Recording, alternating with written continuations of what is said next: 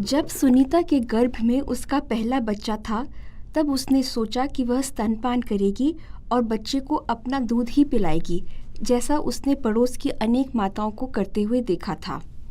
स्वास्थ्य केंद्र के कार्यकर्ता और पड़ोस की माताओं ने उसे समझाया कि पहले 6 महीनों में बच्चे को सिर्फ माँ का दूध ही देना चाहिए, क्योंकि वही बच्चे के लिए सबसे उत्तम आहार होता है।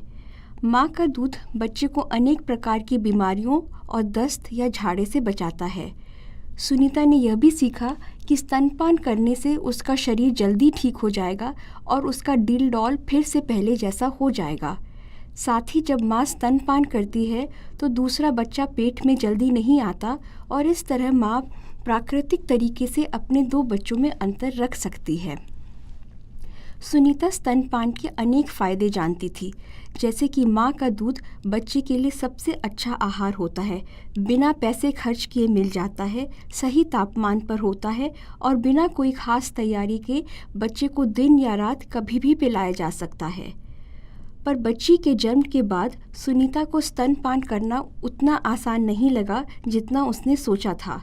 उसे पता नहीं चलता था कि उसका दूध बच्ची के लिए पूरा पड़ रहा है या नहीं और कहीं बच्ची भूखी तो नहीं रह गई है। साथ ही शुरू में बच्ची को दूध पिलाने में सुनीता को काफ़ी दर्द होता था और वह ठीक से सो भी नहीं पा रही थी। वह दुखी होकर सोचती कि क्या वह अपनी बच्ची को केवल अपना दूध पिला भी पाएगी या नहीं।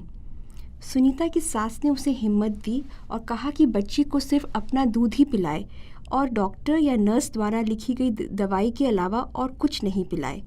बाकी खाने पीने की चीज़ों और पानी में कीटाणु हो सकते हैं जो बच्ची को बीमार कर सकते हैं। बच्ची के जन्म के 3 दिन बाद जब स्वास्थ्य केंद्र के कार्यकर्ता उन्हें देखने आए तो सुनीता ने उन्हें बताया कि उसे बच्ची को अपना दूध पिलाने में बहुत मुश्किल हो रही है। स्वास्थ्य केंद्र की बहन जी ने बताया कि शुरू में कई माताओं को बच्चे को अपना दूध पिलाने में मुश्किल होती है। उन्होंने सुनीता को बच्चे को दूध पिलाने का आसान तरीका सिखाया।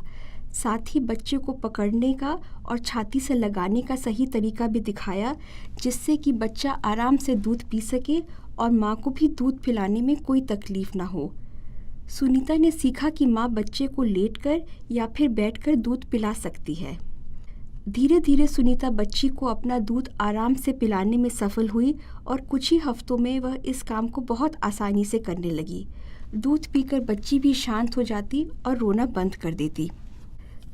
सुनीता यह जानकर बहुत खुश हुई कि माँ के दूध में कई ऐसे तत्व होते हैं जो माँ के शरीर में बनकर दूध के रास्ते बच्चे को मिल जाते हैं और अनेक बीमारियों से उसकी रक्षा करते हैं। डब्बे वाले दूध में यह सब गुण कहाँ। 1 साल बाद सुनीता की सहेली को बेटा हुआ। जन्म के 1 हफ्ते बाद उसकी सहेली ने बच्चे को अपना दूध पिलाना बंद कर दिया और बाज़ार से डब्बे वाला दूध देना शुरू कर दिया। जब बच्चा 4 महीने का था तब वो बहुत बीमार पड़ गया और उसे दस्त लग गए। कुछ ही दिनों में उस बच्चे की मौत हो गई। यह सुनकर सुनीता को बहुत दुख हुआ और उसने सोचा कि काश वह अपनी सहेली की मदद कर पाती और बच्चे को दूध पिलाने में उसे सहारा दे पाती, जैसे सबने उसे दिया था। अब सुनीता गांव की सभी नई माताओं को स्तनपान के महत्व के बारे में बताती है। हालांकि शुरू में स्तनपान माँ और बच्चे दोनों के लिए थोड़ा मुश्किल हो सकता है, पर जल्दी ही वे इस कला को सीख जाते हैं और फिर इसका लाभ न सिर्फ माँ और बच्चे को मिलता है, बल्कि पूरा परिवार स्वस्थ और सुखी रहता है।